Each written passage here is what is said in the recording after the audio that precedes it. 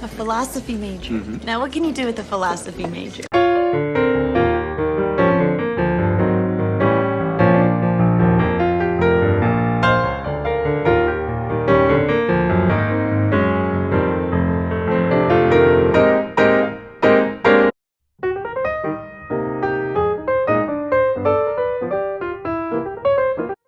I've been fascinated with films for the entirety of my life. I'm an avid letterbox reviewer. I've seen all the classics, the best, the highbrow, the old, but my fascination and my heart belongs to those cinematic staples of popular culture. Movies we love and love to hate. In this video, we are focusing on that kind of movie. One that has stirred controversy since its inception as a film in 2008, starring the beautifully awkward Kristen Stewart. I have a date with Edward Cullen. And the terribly sparkly Robert Pattinson. I'm Edward Cullen. Now, growing up when the Twilight series was at peak popularity in the 2010s, I was decidedly a much too smart and cool tween to disdain my intellect with the likes of silly vampires.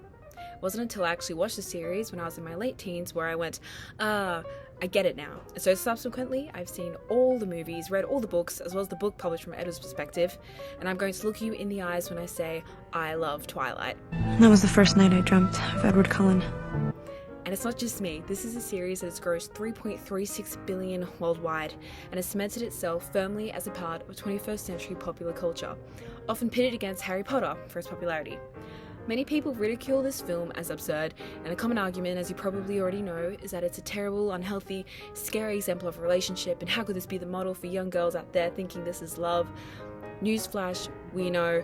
We get it, there is a reason why people like Twilight, why its fans like the element of danger and fear in the relationship between a 17-year-old girl and a 104-year-old undead vampire, and why people want to watch these undead creatures fighting other undead, even worse versions of themselves. There's a reason why people love horror, forbidden romances, and why these tropes are so popular, not only in the capacity of literature, but also especially in film.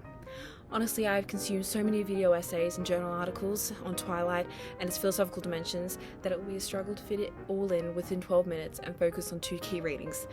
But here we go. So the lion fell in love with the lamb. The philosophy of film is now a firmly established subfield of contemporary philosophy of art. In the Stanford Encyclopedia of Philosophy writings on philosophy of film, there is an excellent discussion on emotional engagement. And for a film series such as Twilight, perhaps known for its cinemas of screaming fans, I felt this to be an interesting case study. What is it about a film about a fictional 17-year-old girl and her two supernatural BFs that causes such emotion, wars between Team Jacob and Team Edward? Why is it we care so much about fictional characters? Common film theory tradition says it is because we identify with them. Although they might be more beautiful or brave than any actual humans could be, we see elements of ourselves, or perhaps what we want to imagine ourselves to be, in these characters, therefore identifying with them through their journeys. This can be true in the character of Bella. She's the epitome of normal teenage girl. Nothing super remarkable about her, easy for the majority of the teen population to identify with. Philosophers of film, however, say that identifying with characters is too crude to use to explain our emotional engagement, as we have a variety of attitudes we have towards fictional characters, and emotional reactions to ones who we do not identify with. For example, Carlisle. I have no real identification with him, yet that scene where we all thought he was beheaded was shocking to say the least.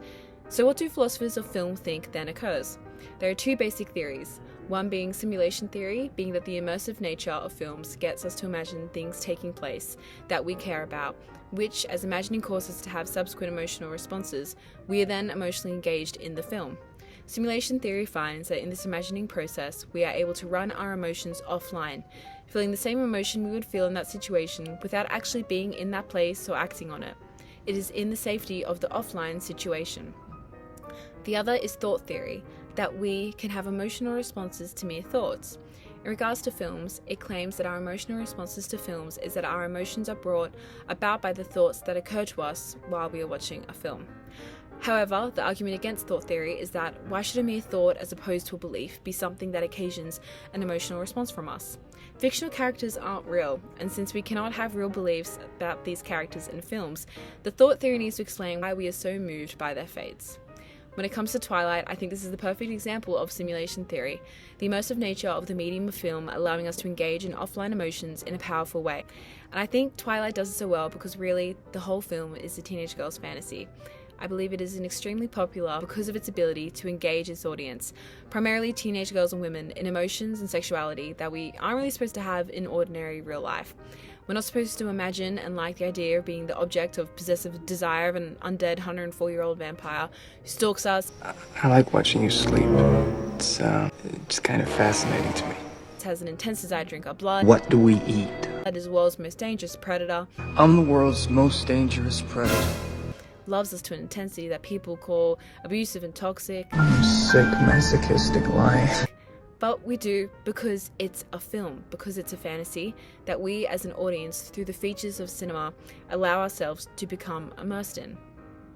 Video essayist ContraPoints had a great point in her video essay on the Twilight films that I think ties in well with simulation theory for emotional engagement in films.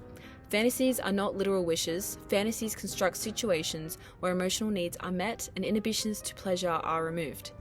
Simulation theory explains and supports the paradoxical feature of our film-going experience, that we seem to enjoy watching things on the screen that we would hate seeing in real life. It would most likely be terrifying to find, although the very hot Edward Cullen in your bedroom on a random night, or face the decision of whether or not to sentence yourself to eternal damnation and outlive everyone you know and learn to love to live with your new vampire-found family. As the Stanford reading suggests, the most obvious context for this, as an example, is in horror films. I see dead people. As would be suggested by the simulation theory, in experiencing an emotion offline that would be distressing in real life, we may actually enjoy having that emotion in the safety of the offline situation. In huge profits with these digital horror movies. This ties in with the discussion of horror and Julian Hanich's cinematic emotion in horror films and thrillers, the aesthetic paradox of pleasurable fear. He starts his discussion with a quote by philosopher Edmund Burke. It is a common observation that objects which in the reality would shock are in tragical and such like representations the sources of a very high species of pleasure. This, taken as a fact, has been the cause of much reasoning. Hanich discusses a range of theories regarding our enjoyment of the horror genre, which I had to cut to make time, but were extremely interesting. See Noel Carroll, which I particularly enjoyed, his idea of the pleasure of horror stemming from the satisfaction of cognitive interest in the impossible of the monster and the fascination for the narrator's gradual process of discovering and proving its existence, as well as Matt Hills, who asks, is there a paradox at all? And that the fear aspect of horror is just one aspect of a multi-pleasurable genre. Rather, I'm going to focus on Hanich and how I find it links in well with simulation theory and why Twilight is so good at what it does. Hanich discusses how fear is something not just engaged with cognitively, but it is also a phenomenological experience. He discusses horror as not only the sense of fear expressed through the body, the beating heart, Oh my god, my heart is pounding. and sweaty hands, I'm not out of shape, I'm scared. but also brings about a gradual, sometimes sudden metamorphosis of ourselves and our taken for granted relation to the world. This transformation marks a breach, an interruption in the continuity of our experience, colouring the world differently and thus standing out from the more uneventful flow of life. The moments of shock and horror, the scenes where Edward is consumed by bloodlust, It's the venom. Find the will. the body horror in Bella's pregnancy,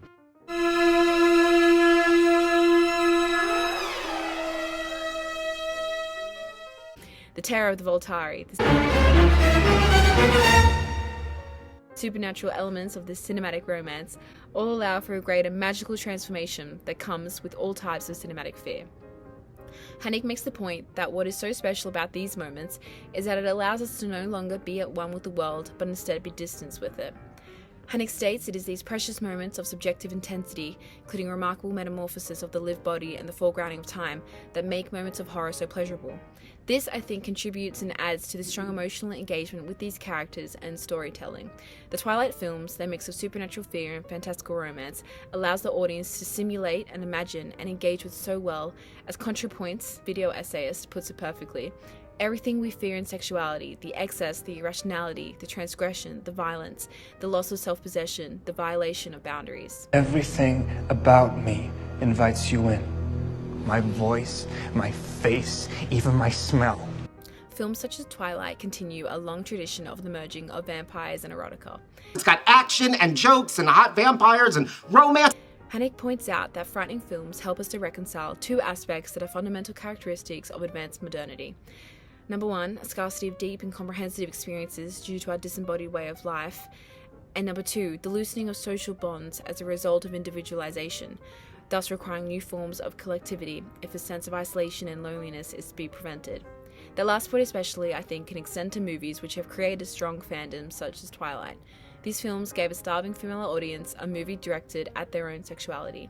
I spent some time scrolling through a Reddit thread on Twilight fans regarding what their first experience in watching the films was, and what their favourite part of that was, and almost all of them talk about the collective sense of going to the theatres and watching with their friends when they were teenagers. People shit on Twilight because they think it will convince every teenage girl to run off, lose all her morals, and become a damned vampire forever. But I think it is a film just doing what films do best, allowing a safe space, especially for its audience of young women, to explore and engage with taboo emotions, fantasies, and interesting characters in a collective way. Oh, and I'm Team Edward. Thank you. We're just watching Twilight, see?